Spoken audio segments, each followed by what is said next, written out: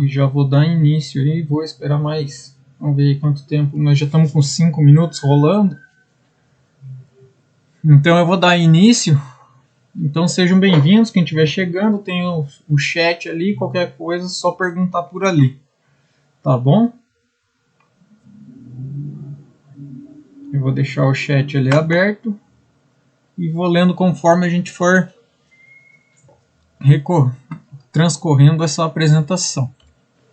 Então, eu me chamo Rodrigo Seller Villatori.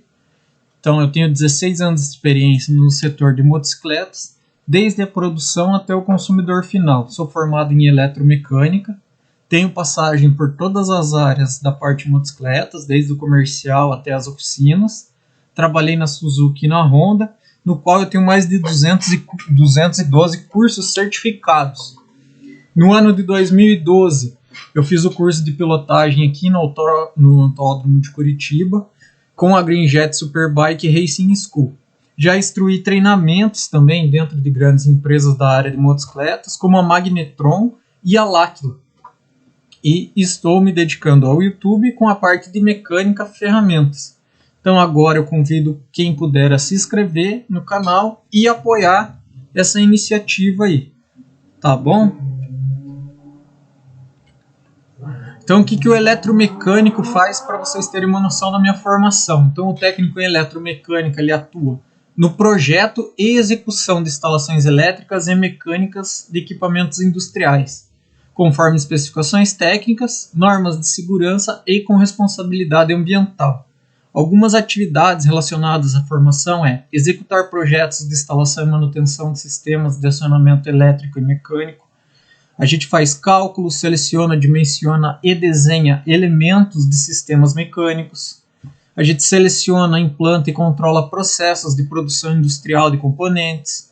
Organiza, faz gerenciamento, planejamento, o controle de atividades de manutenção em instalações industriais.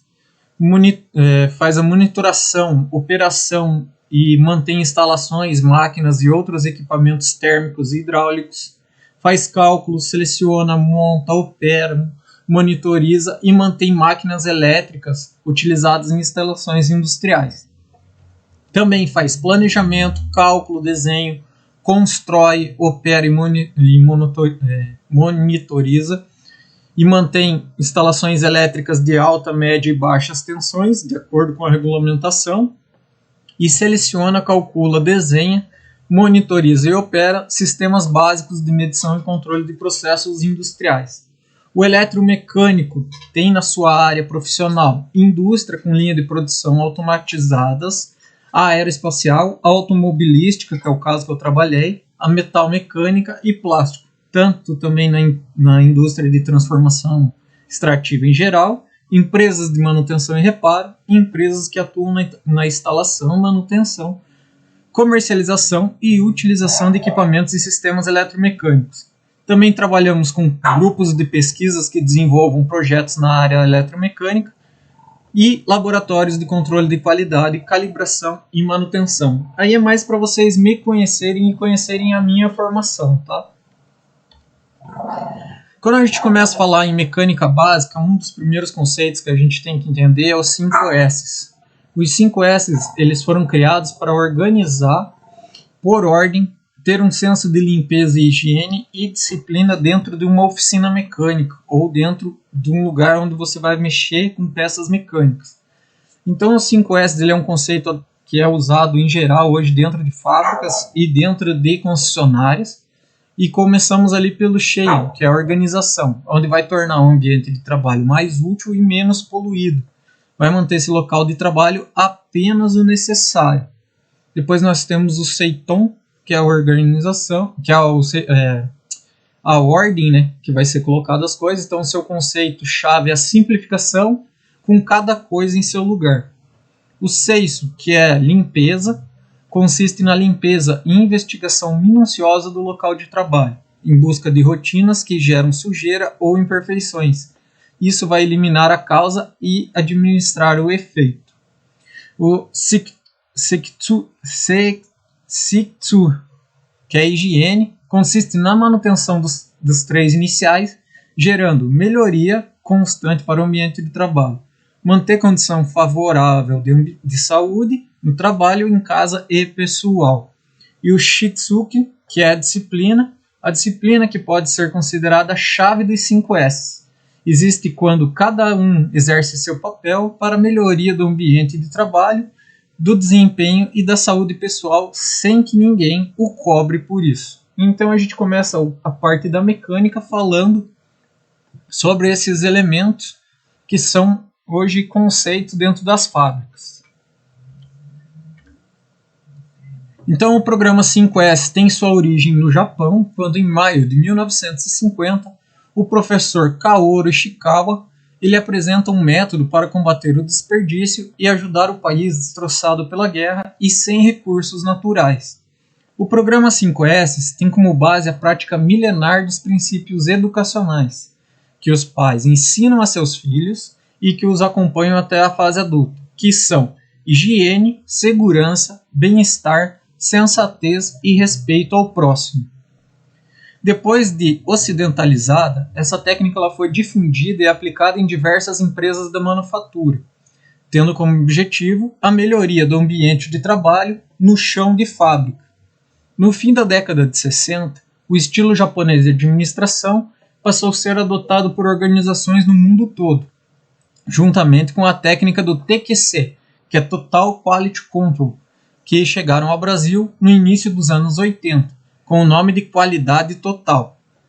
O programa 5S ele é considerado pela indústria japonesa como sendo o fator básico para que as técnicas do TQC tivessem chances de serem bem-sucedidas, e recebeu essa denominação como uma analogia à letra inicial dos 5 princípios adotados, que são o Shiri, que é a utilização, Seiton, que é a organização, o Seisu, que é a limpeza, o Seikitsu, que é a conservação, e o Shitsuke, que é a disciplina.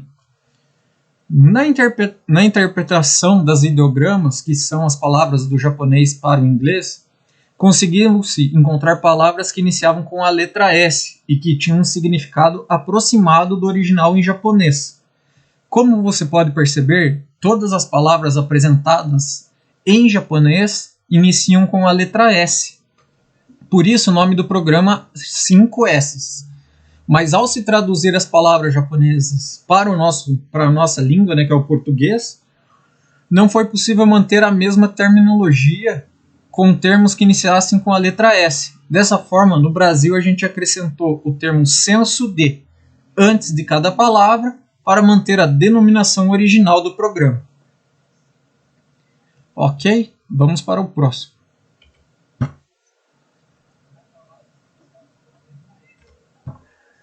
Outro conceito muito usado dentro da oficina, principalmente para parte de problemas que chegam do cliente para os mecânicos, consultores, ou até mesmo você quando tem um problema, é o 5W2H. O que é o 5W2H? Que é o what, why, how, when e where, que é o que, porquê, quem, quando e onde, o wrong e wrong much, como e quando. Então a gente tem que pensar o que, qual é o objetivo, a meta, por quê, qual que foi o motivo, ou o benefício, ou o que estragou. Quem foi, com quem estava acontecendo, foi com você que estava pilotando a moto, foi com alguém que você emprestou a moto, quem é o responsável, quanto, qual é o custo, ou qual a quantidade de peças que vai ser necessário trocar, o como, qual vai ser a atividade, ou como a gente vai processar esse problema, como que a gente vai resolver, quando aconteceu, qual é a data, como foi, quando foi que aconteceu, você estava andando, passou num buraco, bateu, sentiu fazer barulho, então todas essas perguntas têm que se encaixar. E onde? Qual é o local, o departamento, qual era na rua de asfalto, era na rua de estrada de chão, qual que era o tipo, onde que era. Então é um conceito que a gente usa. E essa ferramenta do 5W2H, ela também surgiu no Japão e foi criada por profissionais da indústria automotiva que visavam otimizar o tempo de produção e ainda manter a qualidade. Esta funciona como um plano de ação, a qual a forma de organizar e colocar as práticas, as metas e objetivos. Então é sempre muito bom ter isso em mente já quando você vai, digamos assim, escutar um barulho diferente na tua moto, estava andando, você tem que começar a analisar esses pontos. Conhecendo a motocicleta. Agora sim a gente vai iniciar a parte mesmo mecânica da coisa. Então vamos conhecer primeiramente motocicleta. Muita gente vai entrar e falar, mas eu já conheço moto. Tudo bem, você pode até conhecer, mas alguém que esteja usando esse vídeo para começar a aprender, aqui ele vai começar a conhecer a motocicleta. Então, a motocicleta ou motociclo, como também é conhecida ou por motoca, moto ou mota, é um veículo motorizado de 2 rodas, de tração traseira e, salvo raras exceções, capaz de desenvolver velocidade de cruzeiro com segurança e conforto. Ela é um meio de transporte bastante utilizado devido aos mais baixos consumos de combustível e por ter um preço mais acessível que a maioria dos automóveis. Entretanto, há modelos de motos que consomem mais combustível do que muitos automóveis, e isso vai variar entre os outros fatores com a cilindrada dessa moto e a potência, Aqui eu trago já uma imagem que demonstra um caso que é exclusivo, que não é uma moto que só tem tração traseira. Essa é uma motocicleta 2x2, ela tem tração dianteira e tração traseira. Ela é uma exclusividade do mercado, ela é uma KTM 990. Então você pode observar que ela tem tanto kit de transmissão para a parte frontal, quanto kit de transmissão para a parte traseira. Só que essa transmissão dianteira é mais para usar na areia, mais quando você atola. Para você não ficar preso naquele atolamento, você usa a tração 2x2. É igual uma caminhonete, carro 4x4. Ali você tem a seleção de usar 1x2 e 2x2. No carro também tem 2x4 e 4x4 e várias configurações. Beleza?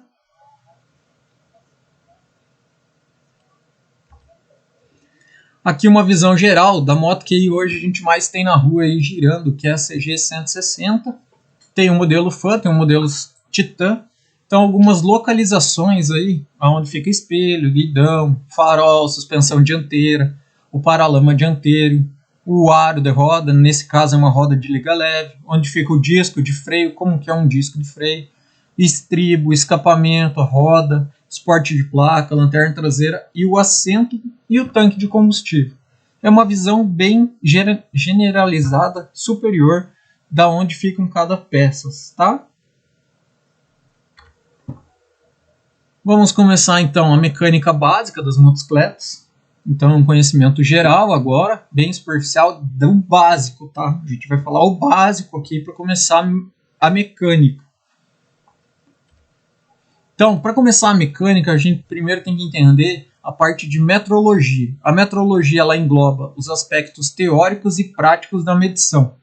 Qualquer que seja a incerteza de medição e o campo de aplicação, a gente vai ter que usar medições e a metrologia, que são essenciais a quase todos os aspectos dos empreendimentos humanos, pois são utilizados em atividades que incluem o controle de produção, avaliação da qualidade do meio ambiente, da saúde e da segurança, e qualidade dos materiais, como comida e outros produtos, para garantir práticas seguras de comércio e proteção ao consumidor, para citar alguns exemplos.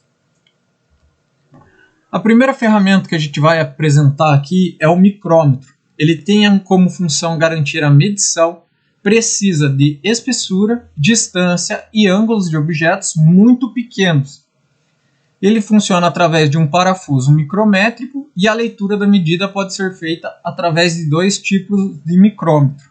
Aqui, na verdade, o tipo de micrômetro que a gente está falando é o digital e o analógico. O primeiro ali em cima é um digital e embaixo um analógico.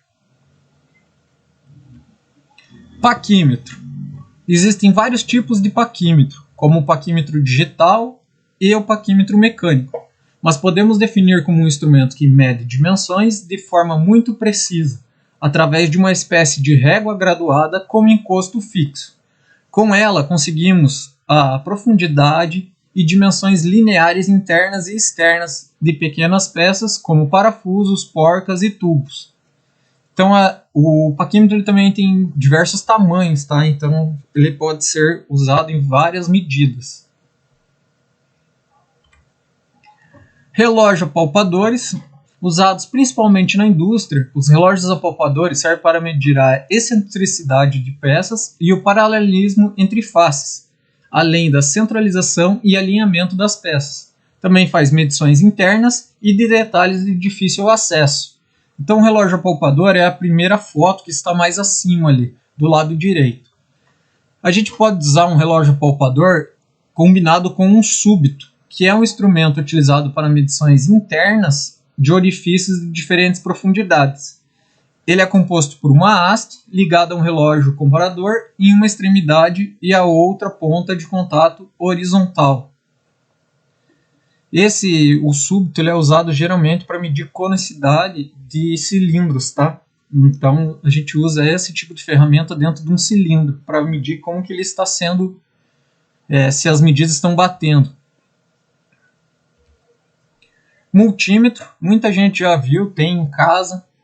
A principal função dele é avaliar grandezas elétricas, como a corrente elétrica, o watts e a voltagem. Pode ser digital ou analógico, em um aparelho utilizado principalmente em instalações elétricas. No caso da motocicleta, desde a medição da bateria até a parte ali de fiação, ver continuidade, ver quanto que está chegando de carga do estator. Então, ele pode ser usado no geral na motocicleta. Eletricidade básica. Na imagem que a gente tem aí de capa da eletricidade básica, a gente demonstra como que é um diagrama elétrico de uma motocicleta. Então vocês podem ver que são vários fios que se ligam desde a chave de ignição até a luz, até o motor. Então são várias, abrange uma grande área da eletricidade, tá? Então a eletricidade básica, ela baseia-se no estudo de cargas elétricas originadas de duas maneiras, a eletrostática e a eletrodinâmica. A primeira, estuda a energia em repouso, e a segunda, a energia em movimento. Exemplo, a eletrostática é a geração de energia elétrica por atrito, por eletrização. O que seria eletrização? Às vezes, se você tem aqueles tapete que é bem peludo em casa e fica esfregando a mão bem rápido nele e encosta no teu irmão e dá um choquinho, aquilo é eletrização, você está gerando uma carga na sua mão. Então, como que funciona a eletricidade? A carga dos elétrons é negativa e a dos prótons positiva. Cargas opostas, né? Isso, uma positiva e outra negativa, se atraem, e cargas iguais, ou seja, duas cargas positivas ou duas cargas negativas, se repelem. A eletricidade surge quando os elétrons são empurrados e puxados de um átomo para o outro. Então, a eletricidade ela é gerada quando os elétrons são movidos dentro dos átomos. Beleza? Fala, Enzo, beleza? Hoje já fizemos uma live de jogo. Hoje nós estamos falando um pouco mais sério agora sobre motocicletas e mecânica. Mas seja muito bem-vindo, meu amigo. Na figura ao lado ali, a gente pode ver que a gente tem o volante, onde fica o estator, que é gerada a energia da motocicleta. Essa energia ela é gerada numa corrente alternada, onde se gera uma onda senoidal. Então a energia ela trabalha como onda, uma hora ela sobe, uma hora uma desce. Então ela não é uma corrente contínua. Então ela pode só alimentar certas partes da motocicleta. Algumas motocicletas têm farol com corrente alternada só, e o resto da motocicleta trabalha com corrente contínua. Então ela vai precisar de um regulador retificador. Então essa carga, que é uma corrente alternada, ela vai passar pelo regulador retificador, vai se transformar numa corrente contínua e vai carregar a bateria. Então chegou na bateria, a bateria vai alimentar outros sistemas da motocicleta. Ali no exemplo ela alimenta o farol e os piscas. Então você vai ver ali que a corrente é gerada, quando o CDI recebe o sinal está gerando faísca, e quando você aciona o pisca, ela dá o sinal ali e a bateria alimenta o pisca. É só uma visão mais por cima. Tudo bem? Tudo bem, seja bem-vindo. Aqui a gente começa a falar da parte principal ali, que são os controladores da parte eletrônica da motocicleta. Então nós temos o CDI, o TCI e a ECU. E antigamente o platinado. Como o platinado é muito antigo e não é usado, a gente vai começar do CDI para a ECU.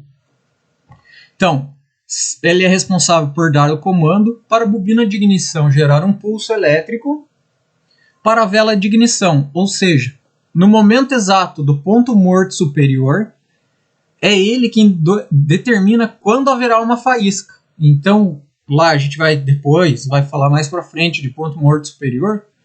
Quando o motor chega no ponto morto superior, ele vai receber um sinal elétrico no CDI, ou no TCI, ou na ECU, e essa central eletrônica, que seria o cérebro da moto, vai falar, bobina de ignição, manda uma faísca lá.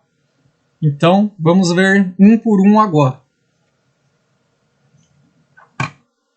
De nada, Enzo, de nada, seja bem-vindo. Seja muito bem-vindo. Por que CDI? Então, CDI é um Capacitor Charger Ignition, ou um capacitor de ignição por descarga.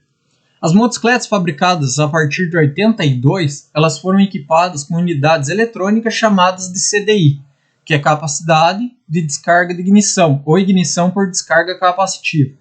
Ou seja, a descarga de um capacitor através de um tiristor controlado por um sinal de uma bobina de pulso. O CDI ele possui uma tensão secundária rápida e estável, e é resistente à carbonização da vela de ignição. No sistema de ignição, comparado ao sistema platinado, a tensão secundária ela é uma alta tensão, ela é maior e mais estável, graças ao circuito eletrônico incorporado junto ao circuito de ignição. Isso facilita o acerto de carburação e melhora a emissão de poluentes, tá? Isso ajuda já no termo de emissão de poluentes. Já em 82 já era pensado nisso, na parte da emissão de poluentes. Depois nós vamos ter o TCI. O que o TCI é? Ele é um Transistor Control Ignition. Ele vai fornecer uma ignição controlada por um transistor. Nos sistemas de ignição da TCI é necessário utilizar a bateria como fonte de energia. Mas há uma grande diferença no seu funcionamento em relação ao sistema CDI. Além da arquitetura dos componentes, o tempo de duração da centelha ela é mais longa do que no sistema CDI. Esse sistema ele normalmente é utilizado em motos de grande cilindrada e o seu sistema de ignição já era injetado, então era usado o TCI.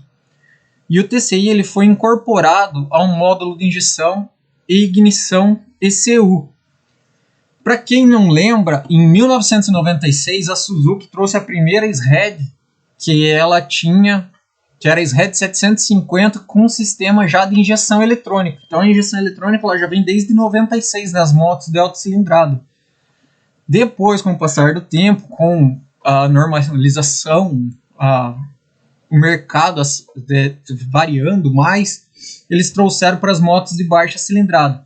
Quando entrou num sistema mais de baixo custo, eles tiveram que projetar algo para controlar a injeção eletrônica, mas com maior produção, que é a ECU, que a gente vai falar agora. Então a ECU, o que ela é? Ela é a Electronic Control Unit, ou uma central de injeção eletrônica. É a peça que pode ser considerada o cérebro que controla o sistema eletrônico de um motor. As suas funções têm base nas medições recebidas dos sensores, que convertem os dados analógicos em dados digitais. Com isso, as informações são recebidas, processadas e tratadas dentro do software que gera os comandos para os atuadores fazerem os motores funcionar de acordo com a sua eficiência. A principal função da central de injeção eletrônica é regular o funcionamento do motor de acordo com a mistura do combustível e a combustão interna dentro do cilindro. Como? Controlar a emissão de poluentes dentro dos limites já pré-estabelecidos. Então as ECUs elas já têm um programa trabalhado dentro delas. Então, quando faz preparação, tudo, não adianta só você mexer na parte mecânica, você tem que ver a parte eletrônica, se a sua moto é injetada. Outra coisa, ela vai gerenciar o tempo de injeção, a fase de ignição, comandos variados e a borboleta, e assim por diante. Tudo que tem um sensor nas motos injetadas é controlado pela ECU. E a ECU, quando você mexe no motor, você tem que ver se você não está alterando nada que tem que ser mexido na parte eletrônica da motocicleta. Então, além disso, a ECU, como também é chamada, está conectada a todos os componentes do motor, cumprindo a função de fazer um diagnóstico de todo o sistema eletrônico e entregar um feedback do estado do motor e de seus componentes. Então não adianta anular a sonda lambda, tirar fora do escape, você vai ter leituras incorretas e sua moto vai começar a ter problemas, tá? Porque a parte eletrônica não vai estar se comunicando com a parte mecânica, ou a parte mecânica não se comunica com a parte eletrônica, tá?